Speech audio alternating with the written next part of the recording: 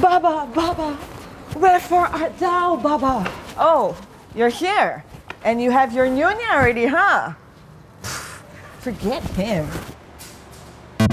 Think you know your neighborhood?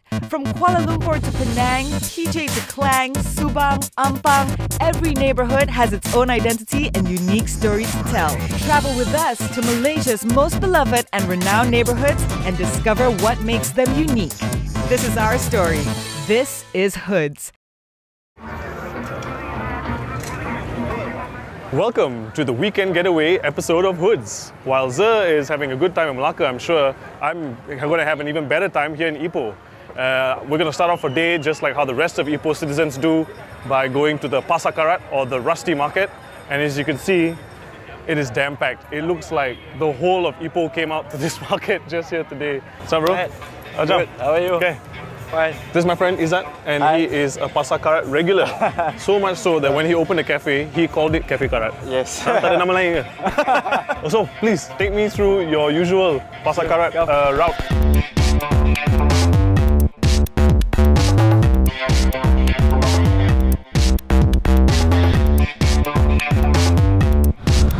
There's stuff like this that really makes me scratch my head.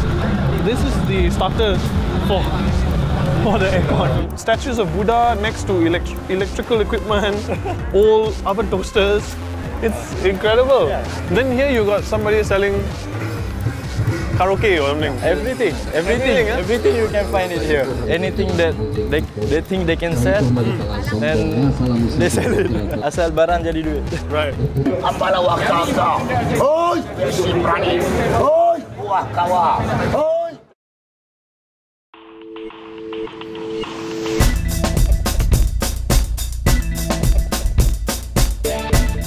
Hi, Melissa. Apa khabar? So Melissa here is the direct descendant of the Baba Nyonya originally who settled here. And this is actually a family house. Yes. Tell me about the whole family tree briefly. This is Baba Chan Cheng Siu. Okay. And he was the person who's responsible for most of the decoration of this house. He was born in 1865, and that's his one and only son. This is my grandfather. All right, so now we are going to The bling bling hall. the bling bling hall. Wow. Yeah. Look at this is a showpiece. This is what you call a pintu pagar. The doors wouldn't have been closed like it is now, and it would have just allowed the sea breeze to come through. Still maintaining privacy, right? Still maintaining privacy, right. This hall, probably Cheng Siu would have done his grand meetings on signing deals in this hall. By the way, women would not have been allowed into that hall. Oh, wow. Yeah, the furthest that a woman would have been allowed to would have been here. Right, so if they want to check out what's going on, they'll be like peeping. You would have to look through here. Wow! To see what's happening, or maybe there might be a matchmaking session that's happening next door as well. So. That's so interesting, that's so cool.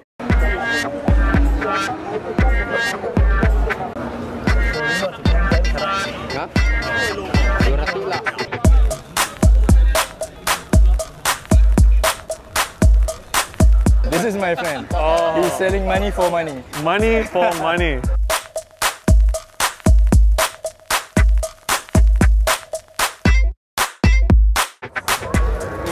Oh my, this is...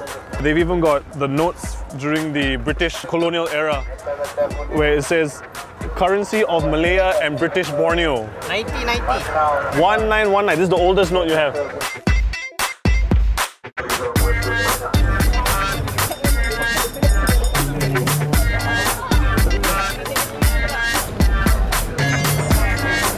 Over there, they're selling a medicine. And then the show is showing the snake, a really big snake. Oh really? Yeah. Oh, we should go check that out. That's a cobra. That's a cobra. Main elok. Saya bagi peluang kiss kepada the snake. orang di He will kiss the Bandar snake. Ipoh sekali. Okey, cuba cium sekali. Oh, here we go. 1, 2, 3, cium. Tuh, tepuk tangan sekali. Alhamdulillah. Mari kita tengok nah. Okey. Ambil yang lain lagi.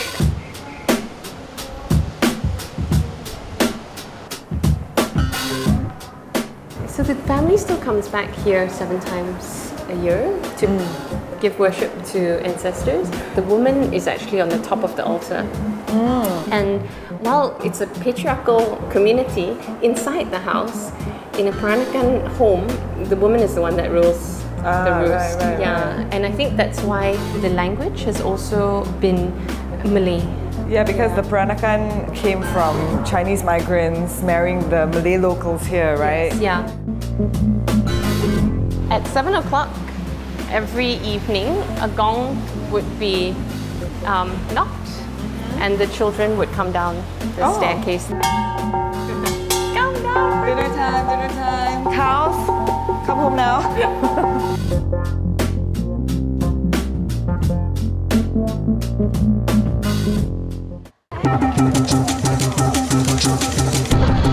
The cheapest thing I buy over here is 8 ringgit for a pair of shoes. 8 ringgit for a pair of shoes? I got a pair of shoes for 8 ringgit. And how long did those shoes last?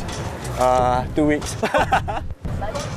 This is the jersey, right? Yeah, jersey for the Perak. Yesterday, Perak beat JDT.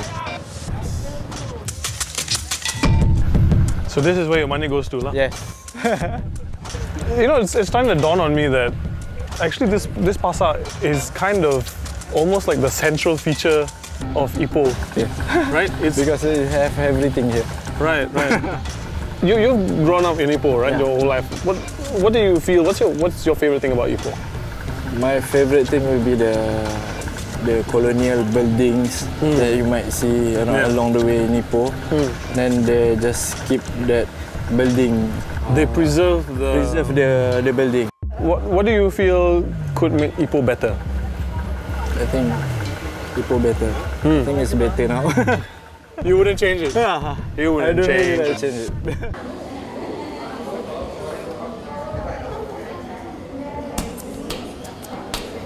Now Melissa wants to show us the pimp daddy of staircases. Yeah, this staircase, we haven't found one that's similar to it in the whole of Southeast Asia.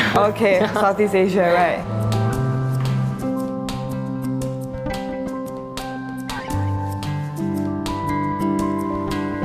So this staircase is interesting because it actually folds. What is the purpose of sealing off the staircase when you want to? It was a security feature so that when the family was up here at night, maybe the young children wouldn't go down, or it would also prevent the husband from coming back in late, yes. For real? So goes the story. Sorry, mate, I'm gonna lock you out. Another favorite part of the house is this peephole, which we all call the original CCTV. And so you can actually look down onto the street and you can see who is downstairs. You can totally see the whole front porch of the house. The 5-foot-way, yes. The entire space. All the houses would have had it. It's nice to know that people are still very much interested in the heritage and culture of Baba Nyonya. So what made you decide to, come and be a part of this museum? To bring out the family story a bit more is, I think, something which that's been more in my heart, and also how to share that to the younger generation. There's more of a disconnection between that generation, the one that lived before World War II, and then now, the Gen Y, where everything's so instant. And what do you wish they would know? I hope that they would, take away that Malaysia is a lot more diverse than just the 3 races. And I think the Baba Nonyas and the Peranakan culture sort of talks about that story.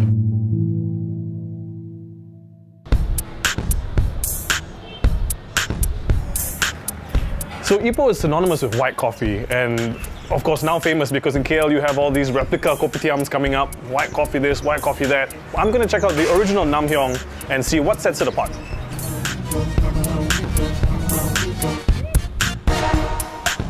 Oh, here we go. Hi. This is Kaking. He's of course part of the Namhyong Cafe. Is it part of your family business? Yes. Right. So how long has this business been in your family? Since 1958. Very long time. And this is the original white coffee, right? Yes. So Kaking, I hope you don't mind. I want to try and see how white coffee is being made. Can we go to the back? Yes. Okay. Wow, I feel like an OBE right now. This one, like this can? Yeah. Can also. So now I'm gonna give a go at making white coffee. Alright, so I'm gonna go with a healthy amount in there. Okay, put... And put the evaporant, yes. 2 times? Yeah, 2 times, yes.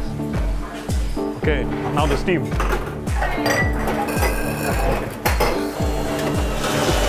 Okay, and then we take a cup.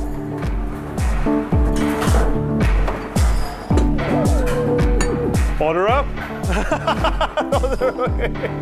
First time. But what makes this white coffee different from the others? What makes it so special? White coffee means pure coffee. Pure coffee? Yeah, don't have additional any flavor. I see. When we roast the coffee bean, just add some margarine, salt and sugar only. Oh, so it's about the pureness of the coffee. It's not that you add milk to the coffee or something. That's what I thought it was. I think what I'll do is maybe I serve better. Can you see the fear in my eyes?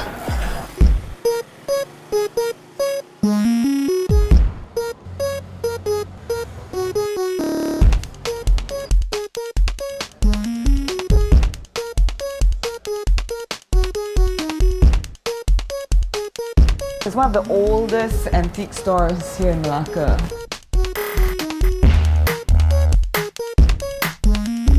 Look, they even have old fans and the blades.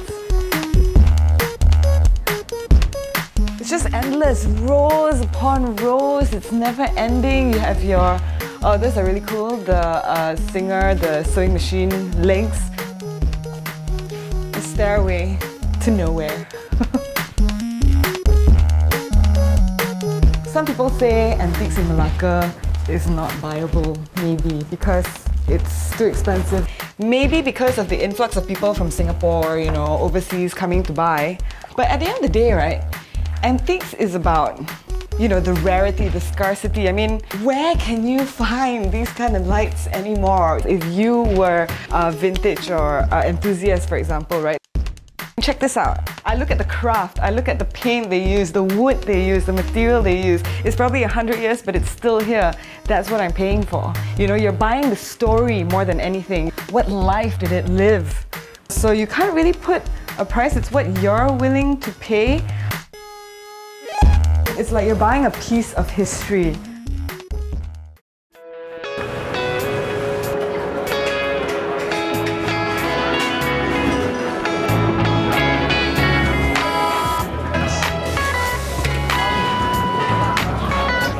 Where to?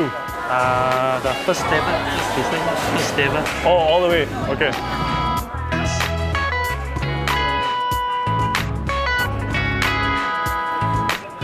Hi, order coffee. You see what they make me do for this TV show? They make me serve people coffee. Oh, sorry. So boss, how much is that? 5 ringgit 10 cents. 5 ringgit 10 cents. Thank you. So how do you rate my service today out of 10? Very good. Very good. Wow. Because you're overqualified. Oh, yo. Ipoh people are really nice. Let's be honest, my service is ridiculously slow.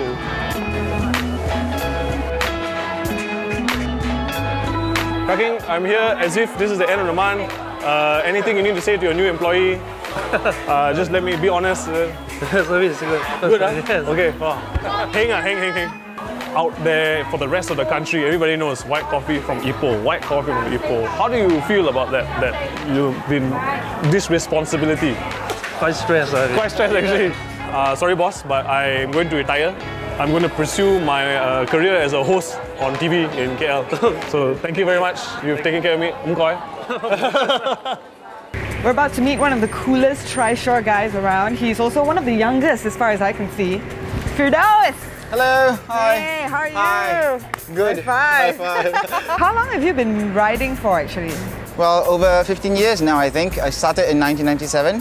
Oh, okay, Yeah. 15 years. Wow, look Yeah. at your arms, man. It's Yeah, really thanks. like I guess. kapow. Can I test Sure. it out? Do you Yeah. mind? Do you Yeah, trust be the me with it? first. Yeah. So you're gonna be on the passenger passenger side, yeah. Okay, all right, let's Right, do it. Did you have to go for a special training to ride a... Not really. Yeah. You ready? This is gonna get messy, I think. So, yeah. Okay, we're moving. Right, how am I doing? How would you rate me? You're so doing good, far? actually. I'm a natural. Yeah, at this. surprisingly good. Surprisingly. So the best part about this is that you're wearing the perfect hat for the job. This is the, oh, hey! Woo! Okay, but you know, I'm kind of dying, so can we switch back to... Sure. Let the professionals handle it. Buckle your seatbelt. Just kidding. My seatbelt? Where?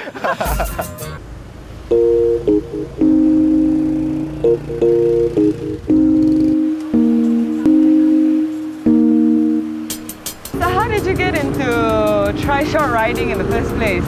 Well, I was introduced to this business by my dad in 1997. And now, in fact, is it safe to say you're in love with it, like it is your life, your passion?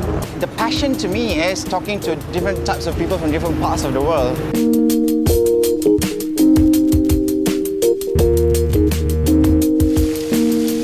What era would you say this aesthetic or this form of trishaw is from? It would be around the 1920s, 1930s, after the advent of bicycles. Why did you decide to restore it instead of riding one of those more adorned ones, the blinger ones, the ones with music? My trishaw, actually last year, was a decorated trishaw. Oh. Just decorated with flowers. Okay. With lights and music. And it was actually heavy. It beats the purpose of me being able to talk to my guests when I'm always tired easily. Then I was thinking, in line with Malacca's historical elements, it will only seem fit to make the trishaw look traditional, look classical. Is that somewhat a disadvantage when it comes to the number of customers who choose yours over the others? But it gives me, at the end of the day, it gives me this particular satisfaction, which suits my purpose. What else do you want from a job? This feeling of satisfaction. You sound like you get to do what you want. Hello, golden man.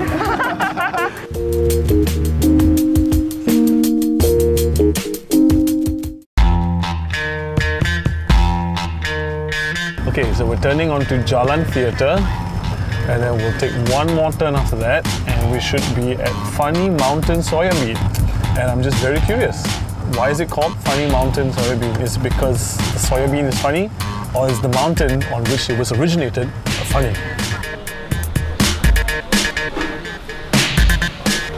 So of course you could do the conventional thing and go sit down in a cafe and have your tauhu pho, but what's cool is that they have this guerrilla style drive-thru where you just literally queue up behind all the other cars who are waiting for tauhu pho, and they all just wait for this guy who comes to deliver you your soya bean. Pretty unique system. One small. One small having here. Yeah, just bring here to my car. Okay, Yeah. 120. 120. I've noticed this a lot about Ipoh. The kids are always working with the family business. Thank you. Oh wow. Actually, this is really nice because it's kind of a balmy day, it's been raining. So they have fresh, hot tauhu pho. The tauhu pho is very soft. It has a supple texture when you place your lips upon it. Okay, I went to town on that bad boy.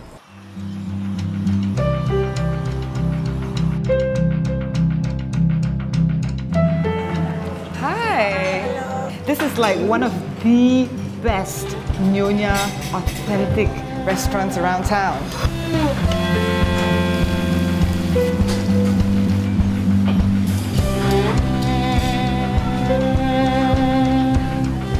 I'm hungry.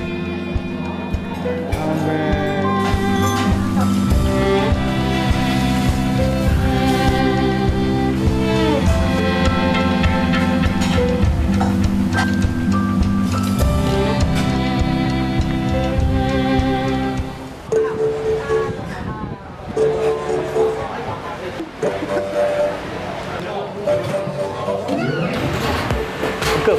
Sini. Thank you.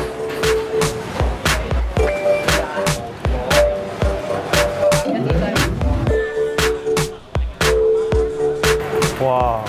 A lot of customer today. Sunday ma, family holiday. This is your family business, right? Yeah. Right. Third generation already. Third generation. Yeah, see my grandmother, grandfather. Wow. Family here, my brother, my mother. Hi. Wow, it's a family affair. Why is it called Funny Mountain? It's translated from Chinese name. Chinese name is Kei Feng. So it's not that the soya bean is funny or the mountain. And you can see lah, the tofu fa, a little bit mountain shaking, like funny like that. Also translate like that. That's actually really cool. What would you like to see for the future of Ipoh? Maybe for Funny Mountain, what's the future of Funny Mountain? Maintain same business, same taste. Okay. This is the best thing. Same business, same taste. That's the best way. First dish, the pie tea, Nyonya pie tea. Wow. The most important thing is the casing. Yes, I was just about to say your casing is so crisp, fresh, and it's very good. just the right, texture. Oh. Soup, the sambal petai, chicken polote, the Nyonya signature dish. This is the asam pedas. This is like dining in your house, so to speak. This is the way we prepare it.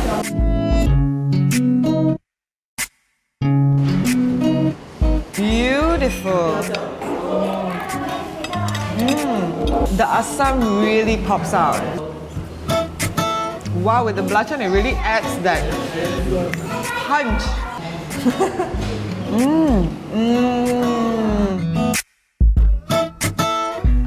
You were brought up as a proper Nyonya, right? You said. Because I'm the 4th generation. There was like heavy emphasis on, like you said, neatness. Neatness, cleanliness, maintaining food, and then how you keep your house clean. Politeness, manners, all comes. And when we eat, you cannot just eat like that. You must call everybody. Mom eat, brother eat, everybody before you have your food. For me, if my customer come and ask me for recipe, I share with them. And they say, usually do business with Malaysia. I say, no, when I die, I can't bring it with me. But at least my Nyonya recipe, you're having it, you still will go on. And you're like an ambassador for your culture, and you pass it on through your food. I love this restaurant and I love your food. Thank you.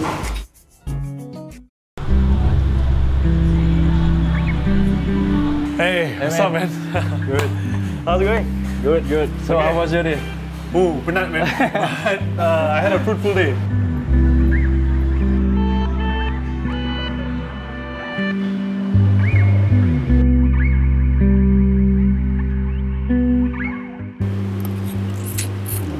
So, how do you find Ipoh so far? I kid you not, okay? Everybody that we've interviewed today, when I try to ask them, what do you think can make Ipoh better? And all of them say, actually, no, we want it to stay the same. Just like how you said it. And this is the first city where everyone has said that same line. When you ask the owners of Nam Hyong, when you ask the owner of the Tau Fu Fa, what makes it unique compared to others, and they always say it's because they never change the formula. They follow the traditional formula and they never change it. And that's, to me, the most unique thing about Ipoh, and that's the thing that I learned about Ipoh today. Yeah, definitely.